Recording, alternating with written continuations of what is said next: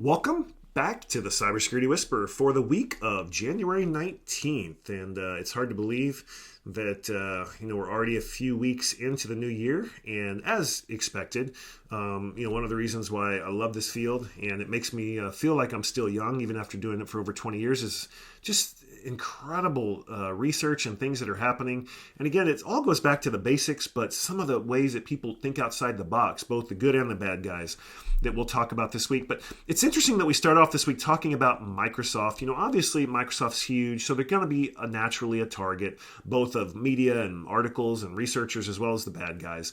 And, the government, called them out last year, and I can't remember if they even fined them over lapses in security and allowing them to get into governmental, Microsoft 365 accounts and different things in nation states, and called them, and then they had this big secure, initiative, this security initiative, and, committed, to all this funding. And now they've come out just this week and laid off employees in their security division, again, despite this security above all else that they vowed to in March of last year. Now, they said that the layoffs were small, though a figure wasn't specified, and they said it's unrelated to job cuts targeting underperforming employees across the company. They didn't respond to a request for comment, and as of June of last year, they employed about 228,000 people. And so they've laid off more employees in the company's security division beyond the 5% cut across the company for performance reasons. And so, there was a researcher that worked at Microsoft from June of 20 to April of 21 as a senior threat analyst, intelligent analyst, and he kind of reported on this. The security layoffs come again just 4 months after Microsoft allocated 34,000 engineers to embed security into its company's operations as part of the largest cybersecurity engineering project in the firm's history. And again, this was after their April 2024 government review panel that blamed their corporate culture that deprioritized enterprise security investments for allowing preventable security breaches. So very interesting that they're kind of just hoping that in today's TikTok world, and that's a whole nother story, that people just forget about it. And so very interesting that they're doing this.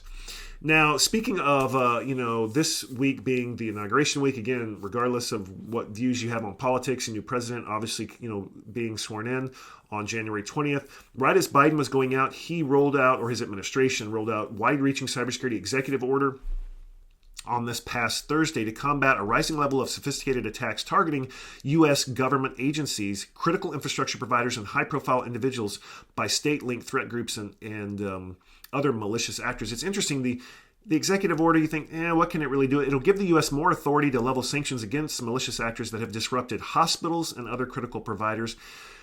Federal authorities also plan to leverage the government's $100 billion in annual IT spending to make sure technology companies develop more secure software. So really what this does is it aims to do a few things. Give the U.S. more authority to level sanctions against hackers, again, that have critical providers, including hospitals. It's going to require software vendors that do business with the federal government to prove they're using secure development practices.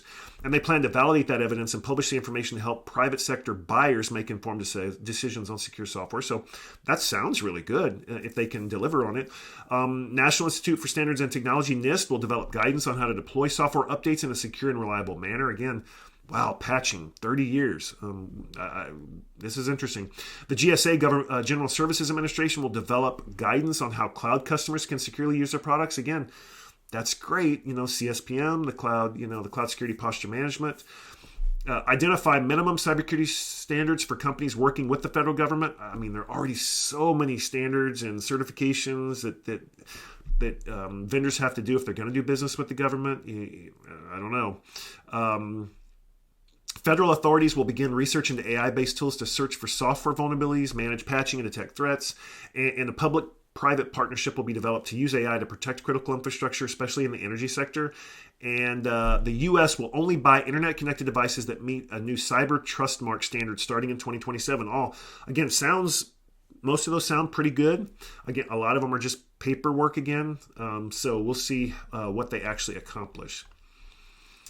Now, here's interesting. We always talk about in 2025 kind of some of the things that this non-human identities and how service accounts and APIs are so critical, and they're often the last thing to be protected. They usually don't have multi-factor just by nature of how they work.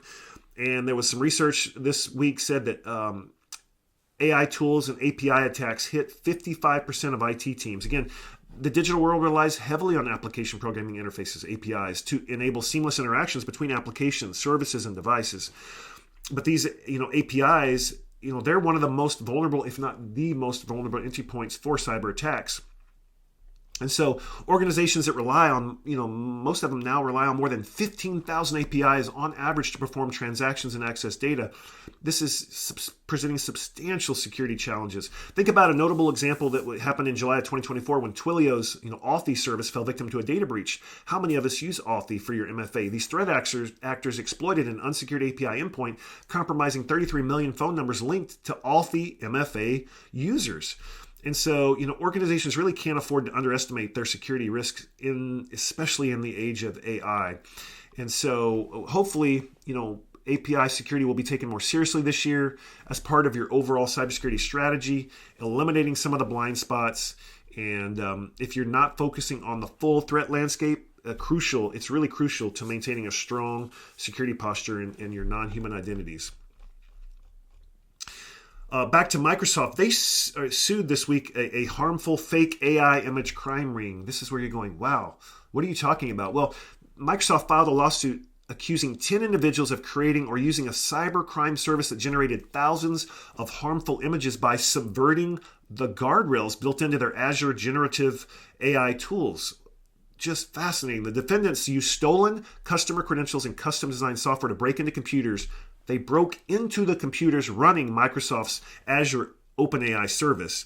The defendants then used Microsoft's computers and software for harmful purposes. And they're asking the court for permission to seize an online domain and the reverse proxy service that's operating on it, which the company said is routing communications to the Azure cloud.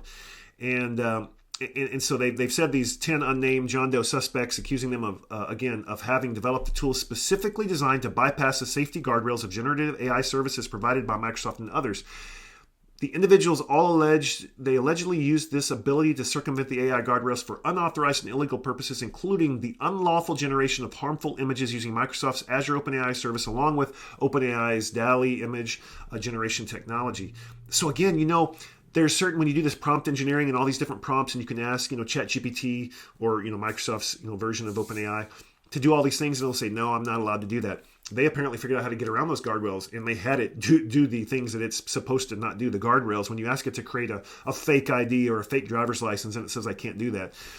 And so, again, Microsoft has observed this foreign-based threat actor group developing sophisticated software that exploited exposed customer credentials scraped from public websites. And then they, Microsoft would revoke this access, and then it put in place countermeasures and enhanced its safeguards to further block such malicious activity in the future. Again, they don't describe the type of content the individuals allegedly generated, but they said, it first uncovered the illegal theft, tracking, and use of stolen API keys beginning last July from multiple customers, including companies in New Jersey and Pennsylvania, and said it's not clear how the attackers obtained them. So very, very, very interesting. They use stolen API keys, which we just talked about, and technical circumvention measures, which they sold via a hacking as a service scheme to others. Just very interesting. Here's something, it's saying, this is very, very real time for me as well. We've got to beware of cybersecurity tech that's past its prime.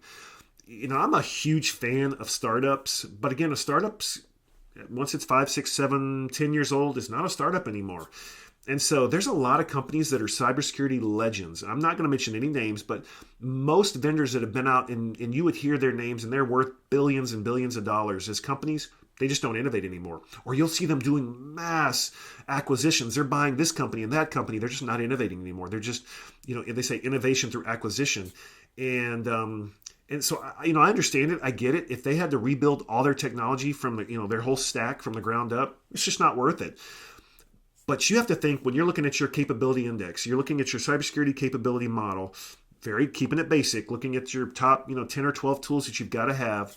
When you talk about endpoint detection, secure web gateway, secure email gateway, DLP, just the basic tools. And you look at your tools and you're going, wow, I've got to log into 6 different interfaces now, and this isn't talking to this, and it's super complicated to configure. You've got to know when your tools are past their prime, and know when to replace them. because there's certainly an ever-expanding list of tools to help us, ward off these attacks. And Gartner predicts a 15% increase in cybersecurity spending for 2025, but you don't necessarily need to spend more. In fact, when you go from the big dogs and you go to a startup, at least for the first couple of years until they're not a startup, you're probably going to save. You're going to increase your capabilities and save money. And I know the vendors don't like to hear that, but it's just true. When you look at these products, the old legacy products cannot keep up with the startups. And so, you think of the purchases of new-to-market capabilities, such as those enabled by generative AI. It drives a good part of that spending.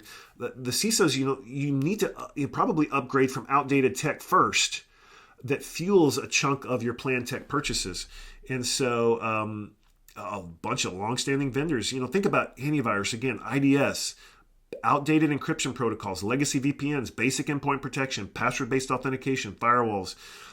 Just a few of the tools that probably need to be replaced in your environment. Now let's talk about the CFO. The CFO may be the CISO's most important business ally. I mean, despite natural tensions, a CISO-CFO alliance can really help CISOs become better business leaders and ensure the business better balances risk and innovation.